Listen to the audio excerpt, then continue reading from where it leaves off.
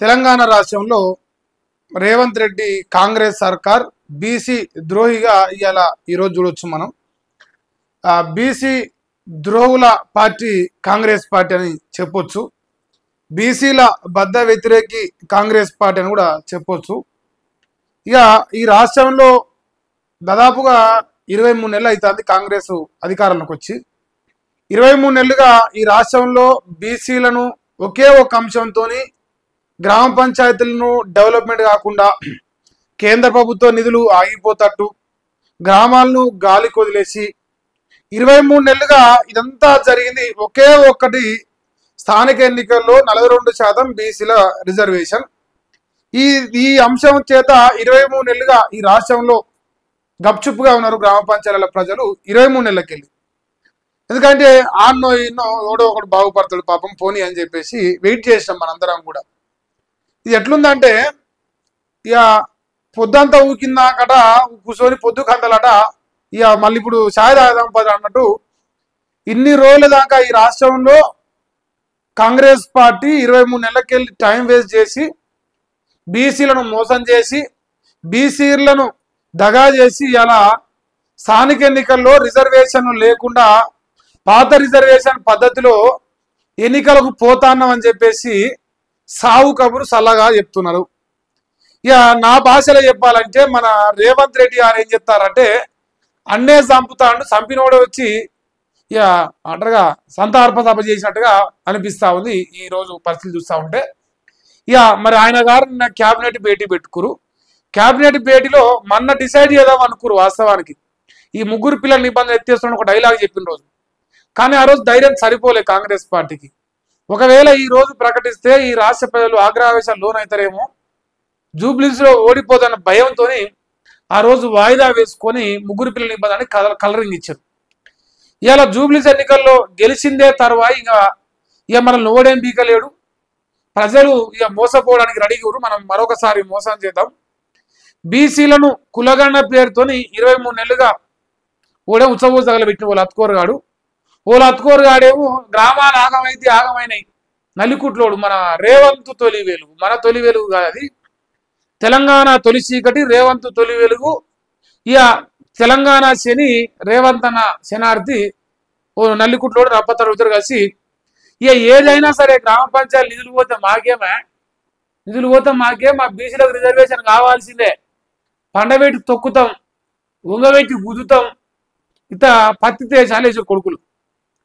ఇవాళ కాంగ్రెస్ పార్టీ ఏం చేస్తుందంటే ఇక మనం తానా అన్నాం అనుకో తందానా అంటానికి ఓ కుక్కలు తయారు చేసిన రెండో 10 ఎంతుందో మల్లిగాని కుక్కల సంఘం.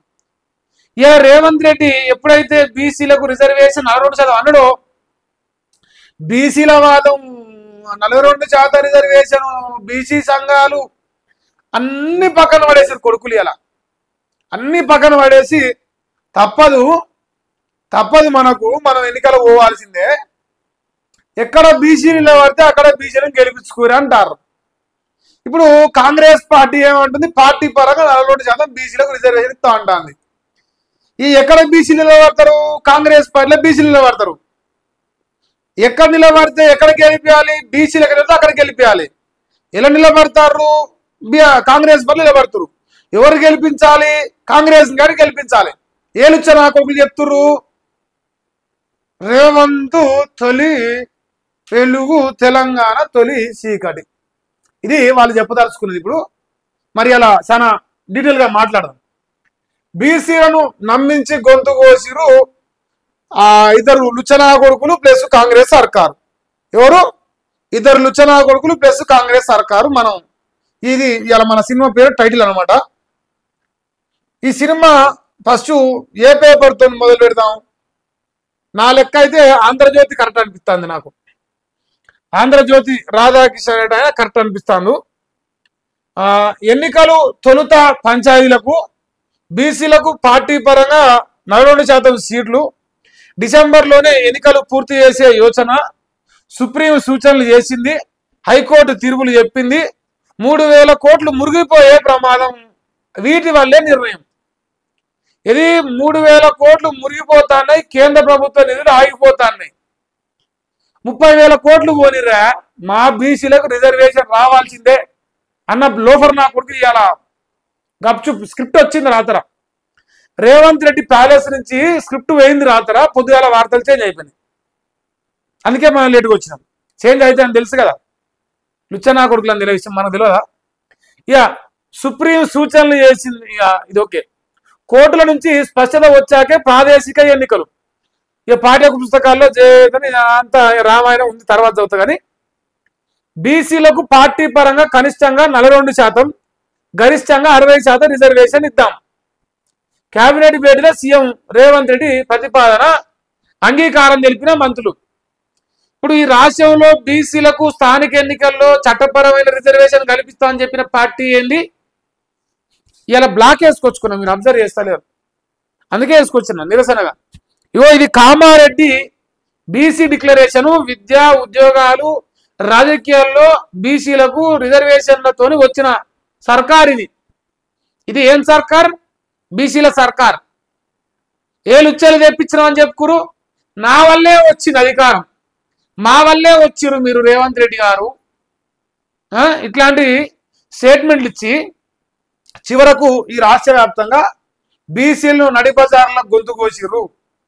బీసీలకు న్యాయం చేయగలిగే ముఖ్యమంత్రి రేవంత్ గౌడ్ అయిపోయాడు.